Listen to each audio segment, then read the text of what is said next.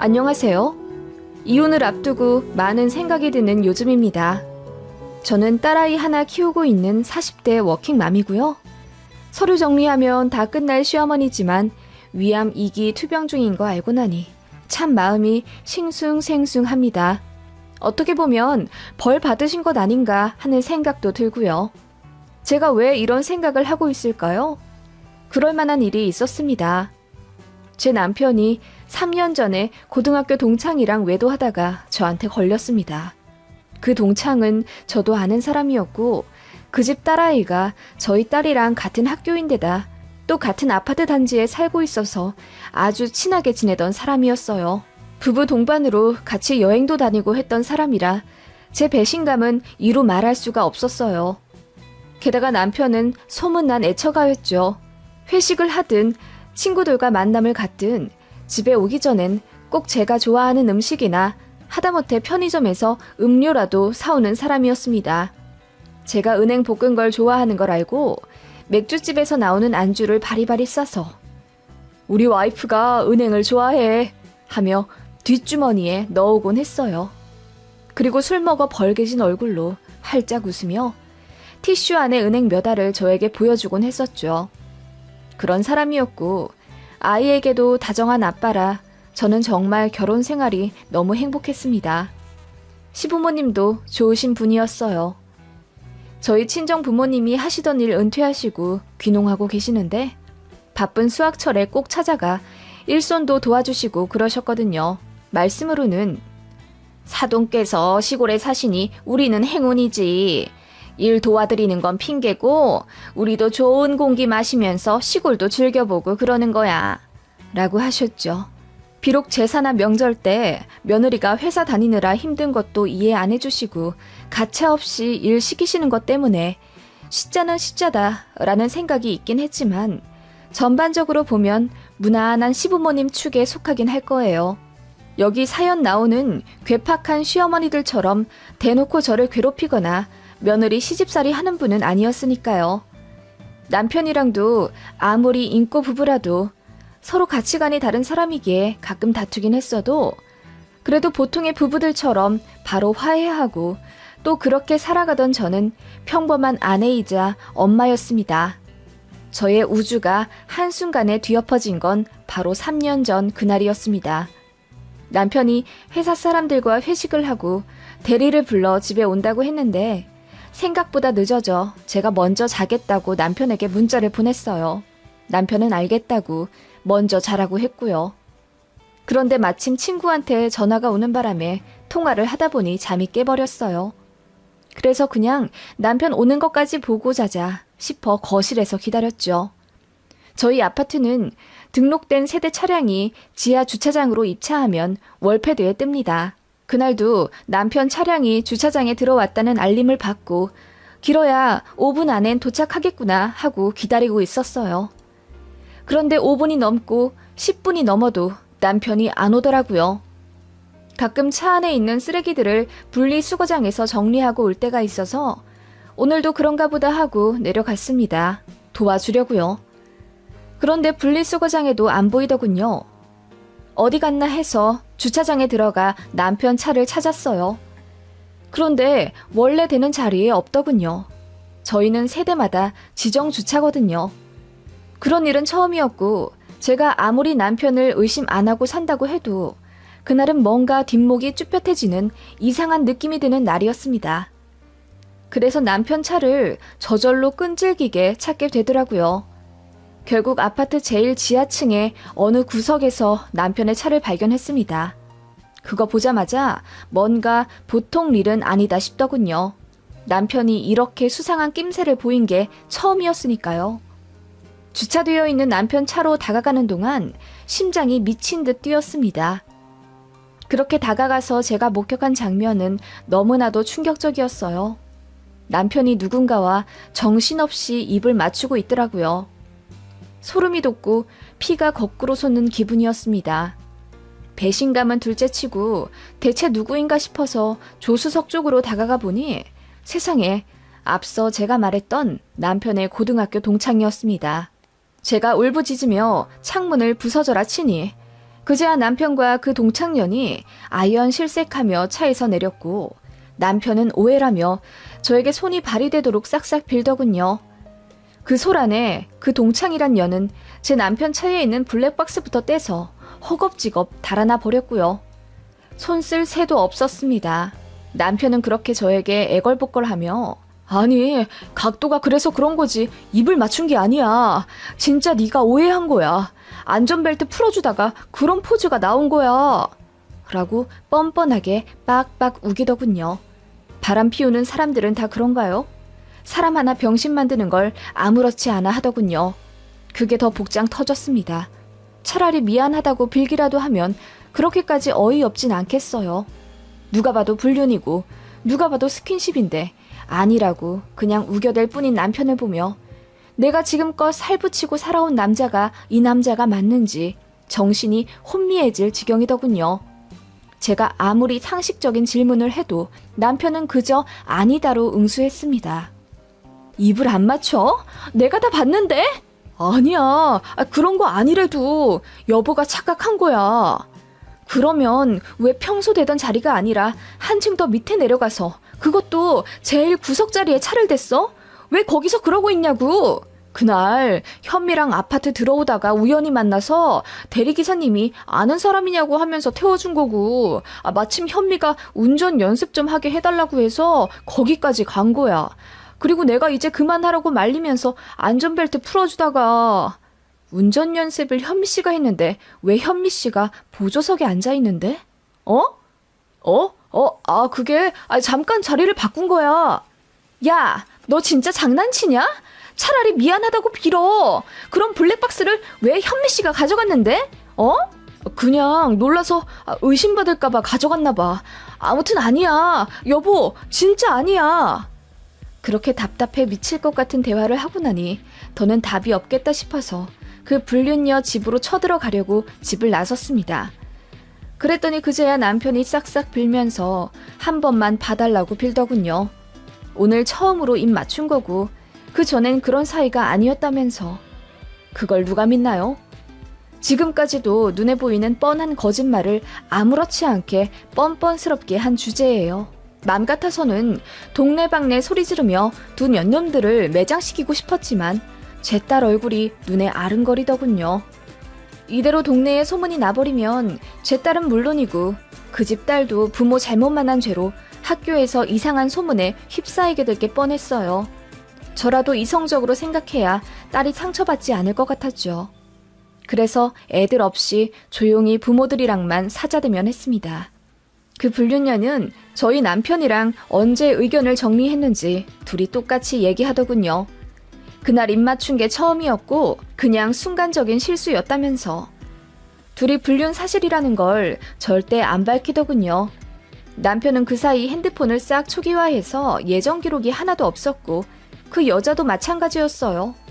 유일한 증거인 블랙박스도 그 여자가 어디 버려버렸는지 없었고요. 진짜 황당하더군요. 저는 더 이상 이대로는 살 수 없다는 생각에 남편한테 이혼하자고 했었습니다. 시댁에도 다 알렸어요. 이런 일이 있는데 잘못했다고 싹싹 빌기는커녕 사람 하나를 완전히 바보로 만들며 빡빡 우기고 있다고요. 시부모님은 처음엔 펄쩍 뛰시며 내가 아들놈을 잘못 키웠다고 우시더군요. 특히 시어머님은 그런 상처를 받게 해서 미안하구나. 같은 여자로서 내가 너무너무 가슴이 아프다. 우리 새아가 얼마나 속상할꼬 하시며 절 위로해 주시더라고요. 아버님 역시 이제 아들놈 안 보고 살 거라며 제 편을 들어주셨어요. 그런데 그냥 거기까지더라고요. 어머님은 그렇게 몇 주 제 편을 들어주며 공감해 주시는 듯 하더니 그런데 그날이 처음이라잖니. 우리 애가 정말 딱 한 번 실수한 모양이야. 네가 좀 봐주고 살면 안 되겠니? 아영이도 생각을 해야지. 라고 하시며 저더러 그냥 덮어놓고 살길 바라시더군요.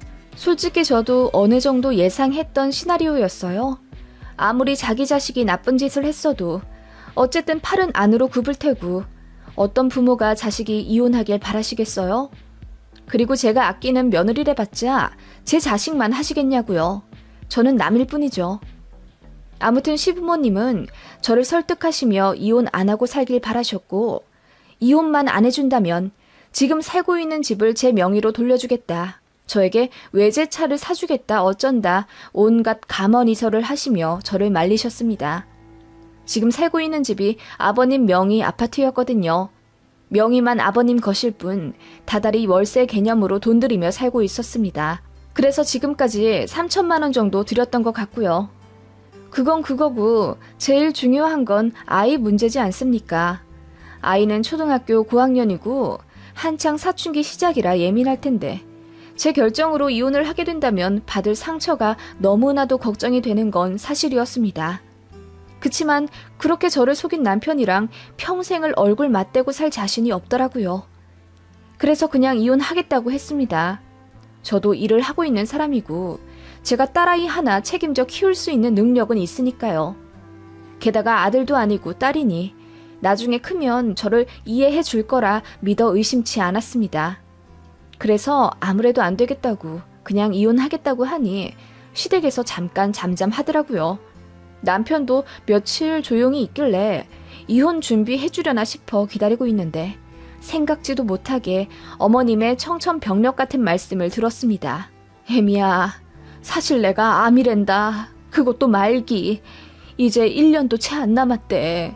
불쌍한 내 생각해서 조금만 참고 살아줄 순 없겠니? 나 죽고 나면 그때 이혼하렴. 응? 내 마지막 소원이자 부탁이다. 라고 하시며 어머님이 펑펑 우시더라고요. 무슨 암이냐고 하니 대장암이시래요. 그것도 손 쓸 수도 없는 말기. 어머님, 그게 정말이세요? 왜 지금 말씀하시는 거예요? 제가 울면서 어머님께 소리치자 어머님은 그냥 타이밍이 그렇게 됐다면서 늦게 말해 미안하지만 본인 생이 얼마 남지 않았으니 살아생전 아들 이혼하는 건 보고 죽지 못하겠다고 하시더군요. 본인을 위해서 딱 1년만 참고 살아줄 수 없겠냐면서 어차피 죽을 텐데 좀만 기다렸다가 이혼하라고 하시더군요. 그 말 듣자마자 머리가 너무 복잡하더라고요. 어머님한테 그렇게까지 나쁜 감정은 없었고 또 오히려 사이 좋을 때도 많았던 고부 관계여서 제 남편의 어머니인 걸 떠나서 인간적으로 연민이 느껴졌습니다. 곧 있으면 죽는다는데 어르신 소원 한번 못 들어드리면 제가 천하의 나쁜 년이 되는 것 같기도 했고요. 신우도 주에 한 번씩은 찾아와.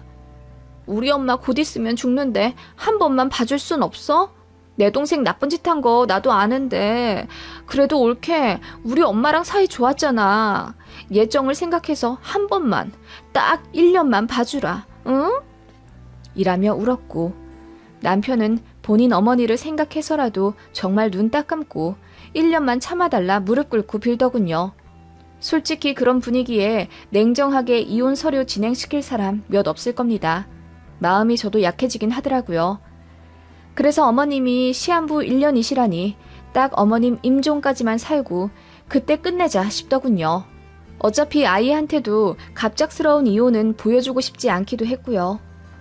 그래서 일단은 아무 일 없는 것처럼 다시 살게 되었습니다. 남편은 고맙다며 저에게 연신절을 했고 어머님도 내 마지막 소원을 들어줘서 정말 고맙다. 어쨌든 난 이제 갈 노인네니까 조금만 더 참아주렴. 사는 김에 마음 풀도록 노력해주면 내가 더 고맙겠고 라고 하셨죠.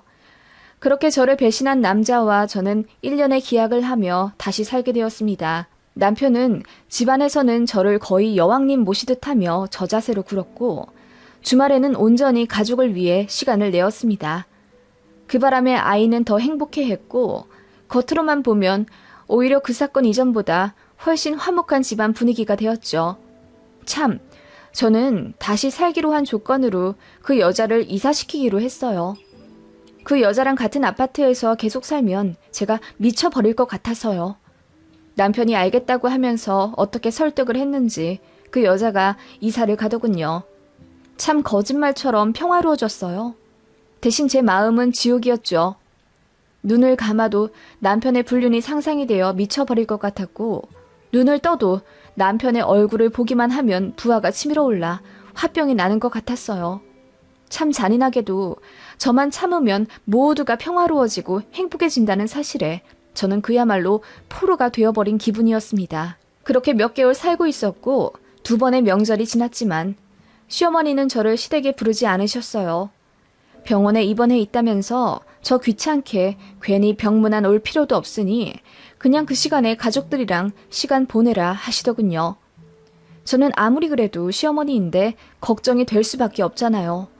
그래서 항암 치료 차도는 좀 있는지, 현재 상태가 어떤지 궁금하고 걱정이 되어서 한 달에 1~2번은 연락을 했었어요. 신우에게 물어보면 그냥 치료받고 있는데 잘 안 되는 것 같다고 얼머무리며 전화를 끊고, 어쩔 때는 우리 엄마 언제 죽나 궁금해서 자꾸 물어보는 거냐며 화를 냈어요. 그런데 어머님은 아파서 힘이 없다는 핑계로 전화를 안 받으시거나 저희 딸아이가 영상통화를 걸어도 아파서 얼굴이 안 좋아졌다며 피하곤 하셨습니다.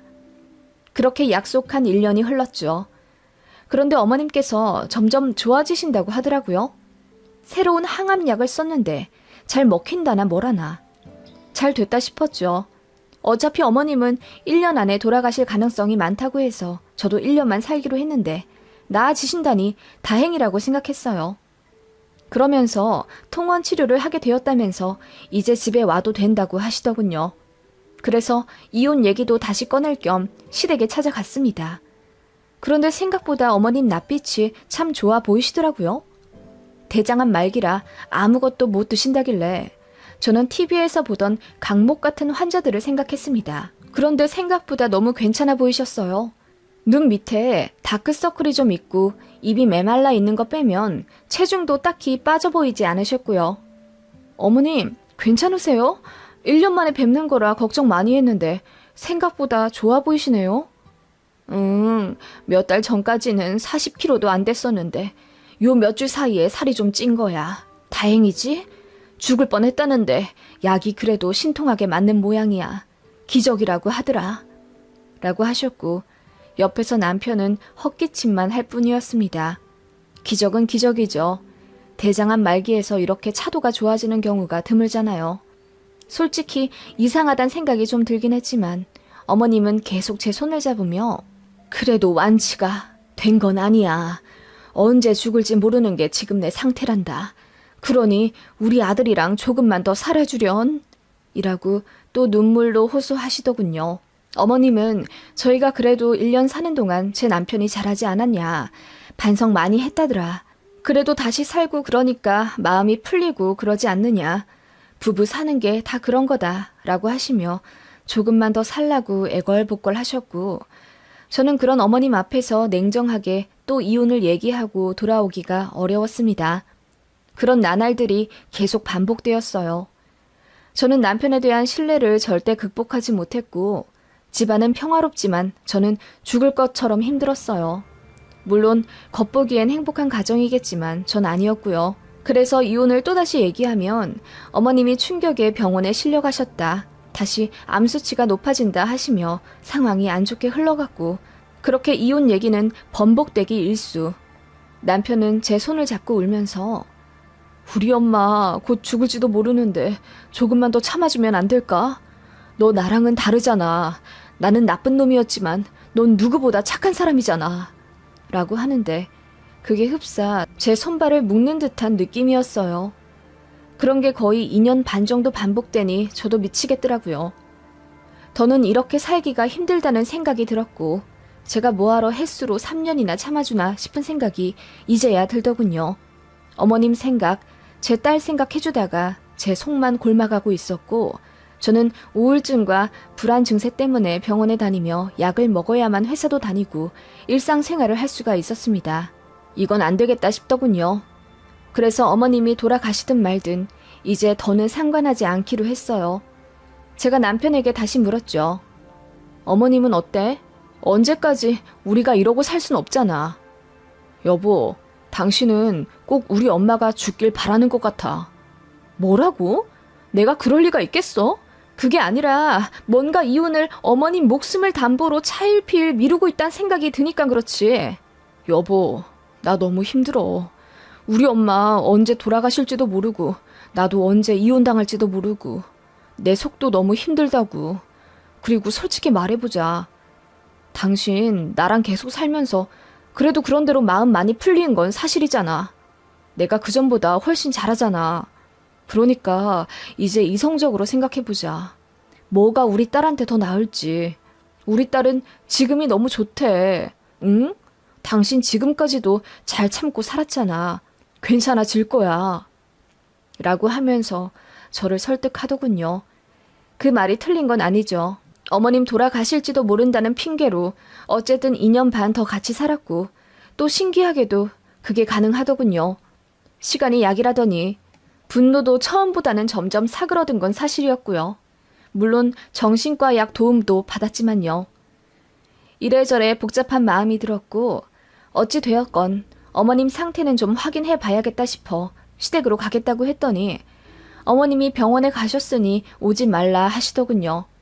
그냥 그날따라 이상한 생각이 들어서 말없이 무작정 시댁으로 찾아갔습니다.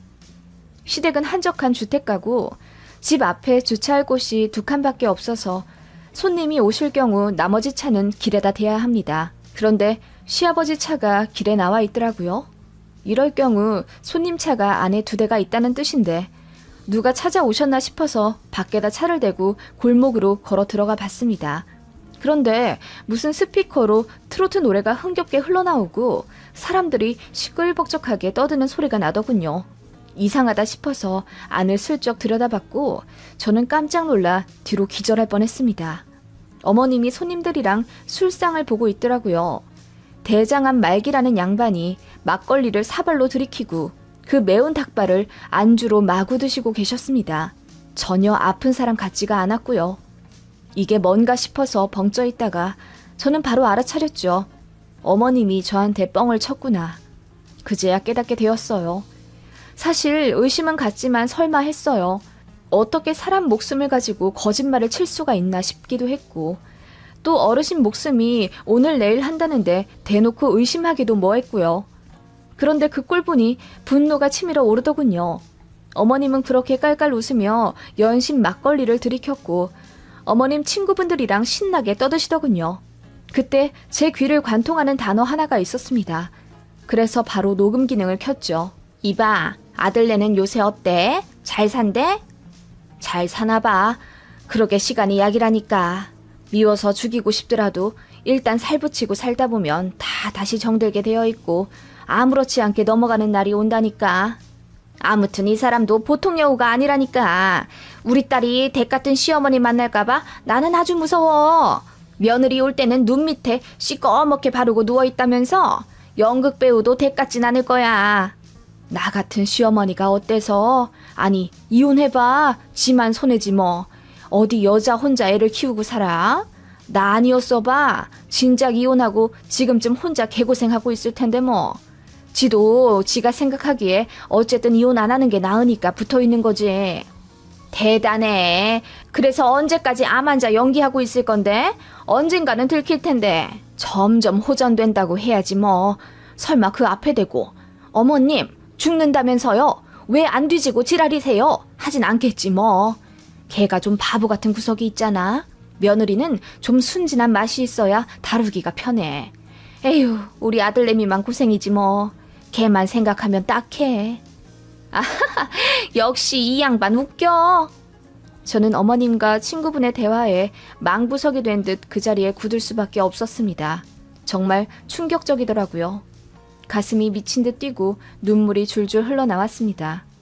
대문 하나를 사이에 두고 천국과 지옥이 공존해 있는 듯한 느낌이었습니다. 저는 정말 병신이 맞았어요. 어떻게 한 번 속지 2번을 속죠? 어머님 말기 암이라고 해서 마지막 소원 들어준답시고 그렇게 참고 살았는데 결국 저는 또다시 속은 겁니다. 저는 그 길로 변호사 사무실부터 찾아갔습니다. 모든 사실을 밝히고 이혼 소송에 들어간다고 했죠. 남편의 외도 증거가 필요하다는데 사실 없었어요. 남편이 다 지워버렸고 그때 그 블랙박스도 결국 못 찾았거든요. 남편한테 카톡으로 유도 신문을 해도 이 여우 같은 인간은 절대 증거 남기며 대답하지 않으려 하더군요. 제가 요즘도 현미 맞나? 라고 물으면 현미라니 나한텐 당신밖에 없잖아 라고 대답하거나 저번에 바람 피우다 나한테 걸린 거 계속 반성하고 있지? 라고 물어도 내가 무슨 바람이야 라고 시치미를 떼더군요. 이도 저도 안 될 바에 재산이나 챙기자 싶어 아버님한테 찾아갔습니다. 그때 집 명의 돌려주시기로 한 거 왜 아직도 미루고 계시냐고요. 아버님이 우물쭈물 하시길래 제가 바로 진행시켜 달라고 했습니다. 그래야 더 살든 말든 하지 않겠냐고 반협박을 하니 울며 겨자 먹기로 바로 제 명의로 돌려주시더군요. 일단 집부터 그렇게 확보하니 그제야 안심이 되더군요. 차근차근 재산들 다 정리했습니다. 집도 탈탈 털어 귀중품은 모두 따로 보관해뒀고요. 이것저것 서류 정리할 거 다 한 뒤 남편한테 말했습니다. 이혼하겠다고요. 그랬더니 또 시작이라는 듯 엄마 아픈데 진짜 너무하다며 제 원망을 하더군요. 저는 조용히 핸드폰을 들어 어머님 막걸리 마시고 있는 모습을 보여줬습니다. 대화 내용 녹음한 것도 크게 들려줬고요. 남편 얼굴이 점점 더 흑빛이 되며 말도 제대로 못하더군요. 사람 하나 갖고 노는 거 재밌었어? 온 집안이 전부 사기꾼이네? 그 부모의 그 아들이라고. 이렇게나 기만하는데 눈 하나 깜짝 안 하고 연기 잘만 하더라? 니네가 그러고도 인간이니? 라고 소리치니 남편이 벌벌 떨더라고요. 이혼하겠다고 했더니 이제 궁지에 몰린 쥐가 된 듯 되려 소리를 치며 증거도 없는데 자기가 이혼을 해주겠냐며 큰 소리 치더군요. 그리고 자기가 다 알아봤는데 자기가 바람이 나서 이혼을 하더라도 위자료는 3천만 원도 안 된다면서 재산도 분할 안 해줄 거고 저 정신과 병력 있으니 딸도 자기가 키울 수 있다고 하며 큰 소리를 뻥뻥 치더군요. 남편이 이혼은 절대 안 해준다길래 어쩔 수 없이 소송 들어갔죠. 할 수 있는 거는 다 걸어보려고요. 그런데 진짜 상상치도 못하게 신우에게 전화가 왔습니다. 올케, 우리 엄마 암이래. 이번엔 진짜 암이래. 위암. 우리 엄마 어떡해? 하면서 울더라고요. 기가 차지도 않더군요. 레파토리가 식상하네요. 네, 연기 계속 하세요. 라고 했더니 진짜라고 하면서 전에 없이 펑펑 울더라고요. 알고 보니 어머님이 소화가 잘 안 되길래 아들일 때문인가 했더니 위 내시경을 받았는데 정밀검사 소견을 들었다고 하더라고요. 그래서 큰 병원에 갔더니 정말로 위암 2기라더군요. 이번에는 정말이라면서 온 가족이 울고불고 저한테 병원 자료 PDF 파일을 보내주질 않나 의사랑 영상통화도 시켜주겠다면서 오바육바를 떨더라고요. 저는 그냥 한마디 했죠. 양치기 소년이 거짓말만 적당히 했어도 살았겠죠. 그 동화 결말 비참한 거 아시죠? 그러게 거짓말 안 하고 좀 착하게 살았으면 늑대한테 잡아먹혀 죽진 않았겠죠. 다 자업자득이에요. 라고 했더니 대성통곡을 하더라고요. 남편은 바로 집에서 내쫓아 버렸고요. 시모가 엉엉 울며 전화하더라고요. 세아가 내가 미안하다. 한 번만 병문안 와줄 수 없겠니? 이번엔 진짜야. 나 곧 수술도 한다. 제발 한 번만 와서 내 얼굴 보고 가. 응? 싫어요. 이번에도 거짓말일 텐데 뭐하러 가요? 그리고 저 이혼 소송 중이라 어머님 이제 안 봬요. 아니 못 봬요. 세아가 내가 진짜 잘못했다. 내가 못된 심부를 먹어서 이렇게 됐나 봐. 너한테 사과하마. 내가 이렇게 싹싹 빌게. 나 때문이라면 제발 이혼하지 말아다오. 어머님, 저도 이런 말 정말 하기 싫지만 어머님 벌 받으신 거예요. 라고 한마디 하고 차단해버렸습니다. 병원에 확인해보니까 진짜는 맞더라고요. 수술 예약이 되어 있었고요. 암 위치가 안 좋아서 수술이 잘 될 것 같진 않다고 하던데 그러거나 말거나입니다. 기만 당했던 지난날 고통받았던 제 과거 생각하면 나중에 장례식장도 가고 싶지 않습니다. 이혼 소송에서 좋은 결과가 있기만을 바랄 뿐이에요. 남편과 시댁에 더는 연민 안 갖고 정 딱 떨어지게 해줘서 얼마나 고마운지 모르겠습니다.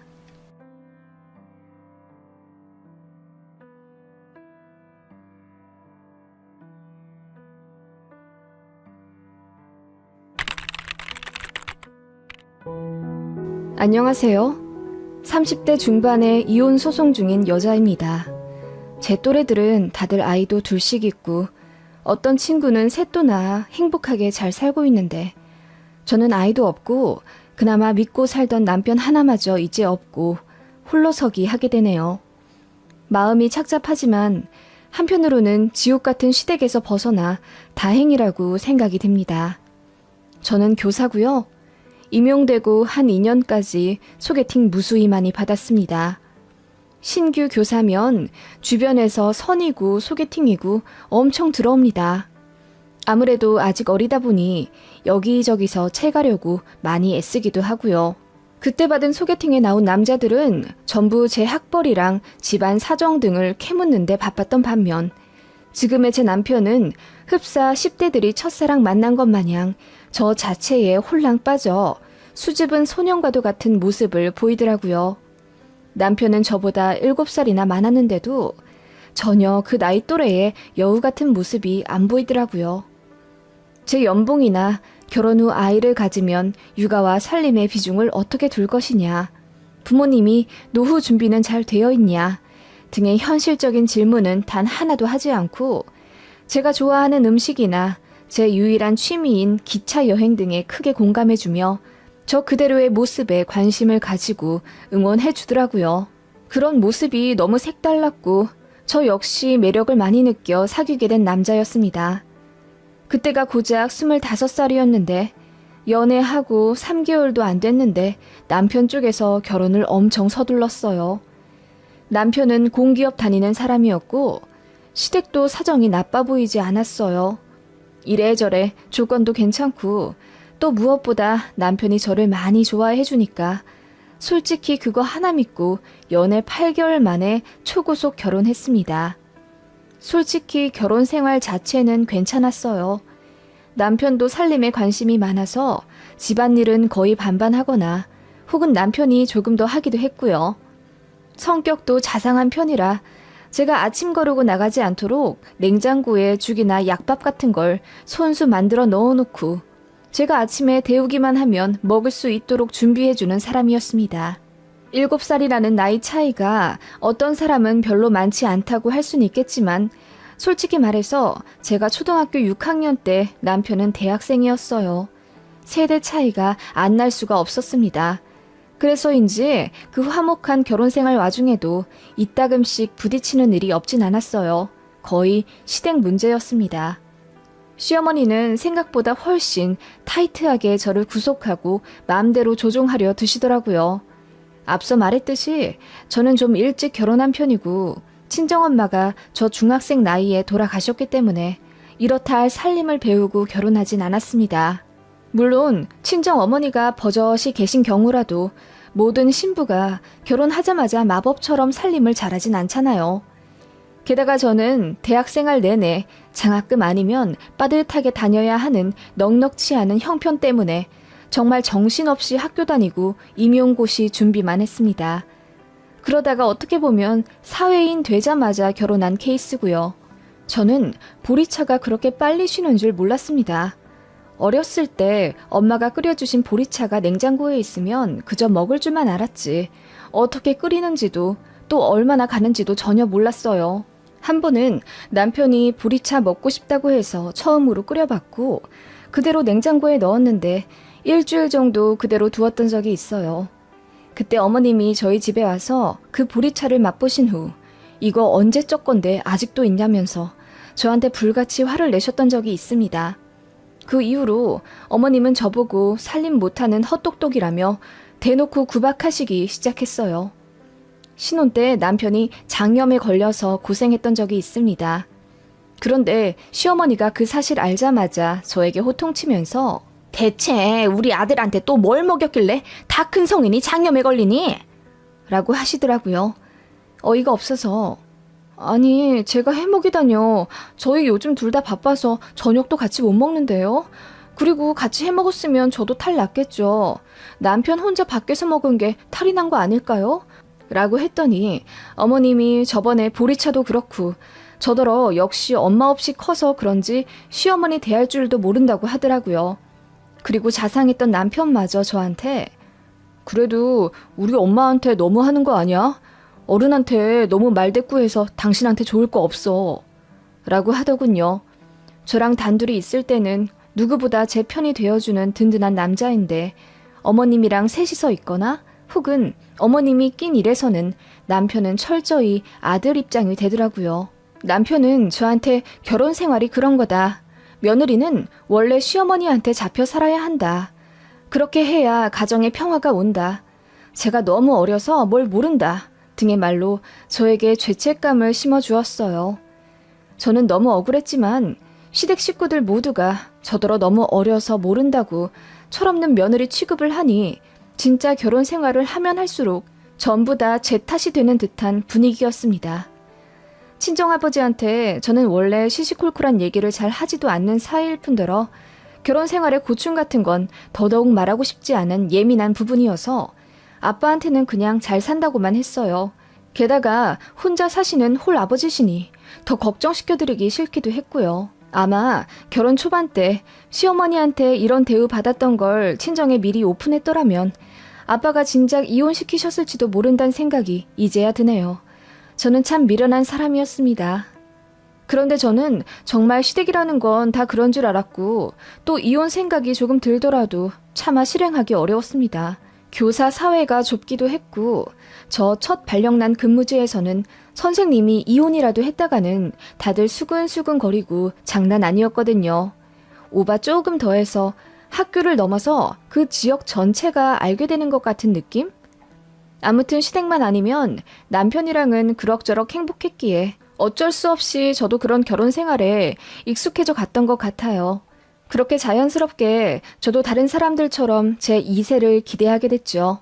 남편과 하나를 낳네, 둘을 낳네, 혹은 딸이었으면 좋겠네, 아들이었으면 좋겠네 라는 시시콜콜한 농담을 하며 그렇게 결혼 초반부터 아이의 피임을 안 하고 임신을 시도했습니다.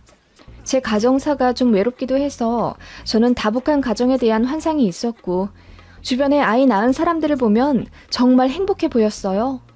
제가 아이를 워낙 예뻐하기도 하고요. 그래서 교대에 온 이유도 있습니다.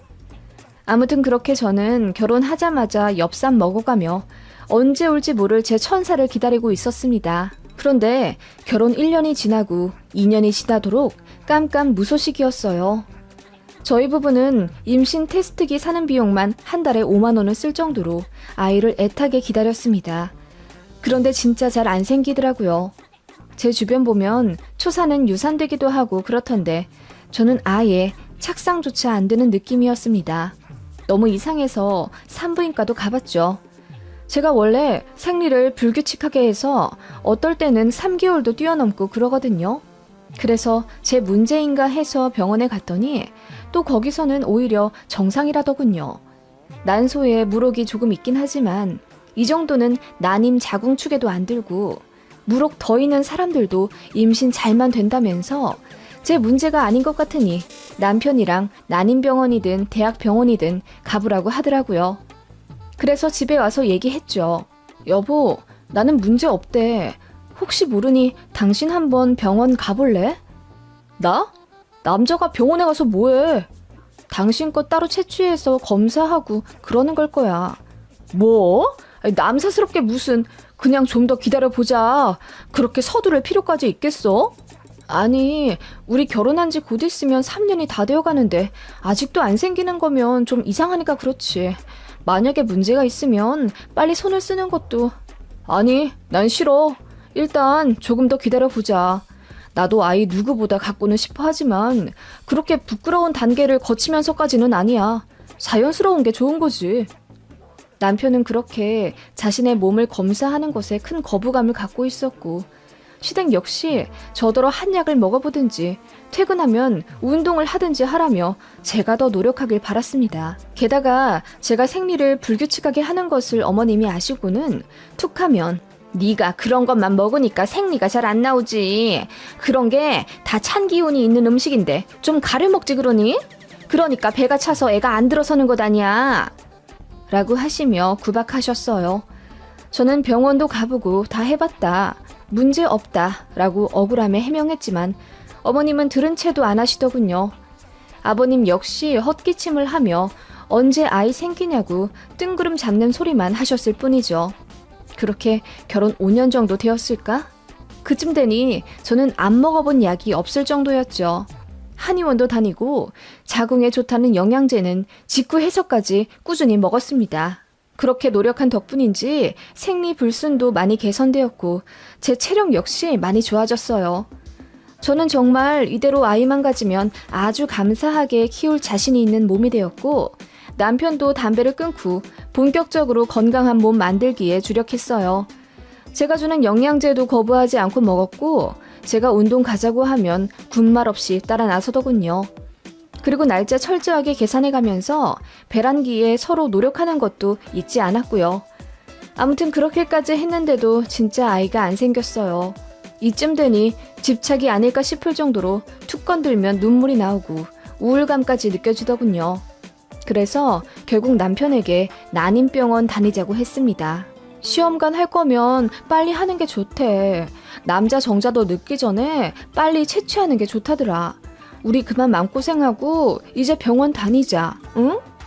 싫어. 난 인공적인 거 싫다고 했잖아. 내가 언제 네가 하자는 거 거절한 적 있어? 네가 주는 영양제 단 한 번도 거부하지 않고 먹었어. 네가 운동 다니자고 하면 쪼르르 나가고 네가 밤에 하자고 하면 나 쉬고 싶은 거 꾹 참고 너한테 맞춰줬어. 나도 아이 갖고 싶어. 그런데 자연스럽게 아이가 오는 게 좋지. 나는 병원 절대 안 다녀. 그렇게 남편은 난임병원 가는 걸 극구 반대했어요. 아이 갖는 것도 솔직히 부부 공동의 의사로 계획되어야 하는 거지.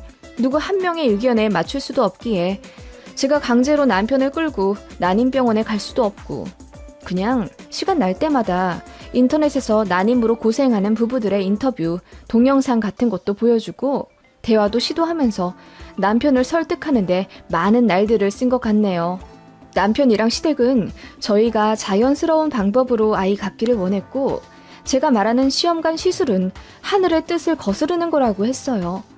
참 답답했지만 또 어떤 사람들은 결혼 10년 만에도 생기고 그러니까 조금 더 기다려봐도 되지 않을까 싶은 신락 같은 희망도 있었던 건 사실입니다. 주변에서 아이를 갖고 또 둘째, 셋째까지 낳는 걸 보면서 너무 부럽기도 했고 저렇게 쉬운 게 왜 나는 안 되나 싶은 생각에 자괴감이 많이 들었던 것 같아요. 그래서 남모르게 많이 울었어요. 남편은 제가 속상해하는 거 알면서도 그냥 영화 보러 가자, 드라이브 가자 이런 말로 기분만 풀어주려 했지 제 근본적인 고민이 무엇인지 잘 알면서 선뜻 병원에 가주지 않았습니다. 어느 날은 제가 술을 잔뜩 먹고 들어와 속상한 마음에 펑펑 울면서 왜 같이 노력해주지 않느냐고 소리를 지르며 따진 적이 있어요. 그때도 남편은 고개만 숙인 채 묵묵부답. 아무 말이 없더라고요. 그런 남편한테도 지쳐갔고 무엇보다 제일 힘든 건 시댁이었습니다. 보약을 몇백만 원어치 먹더니 하등 소용이 없구나. 돈을 땅바닥에 버려도 유분수지. 어찌 그렇게 멍청한 짓을 하니? 그럴 바에 네 남편한테 좋은 걸 더 먹이지 그러니?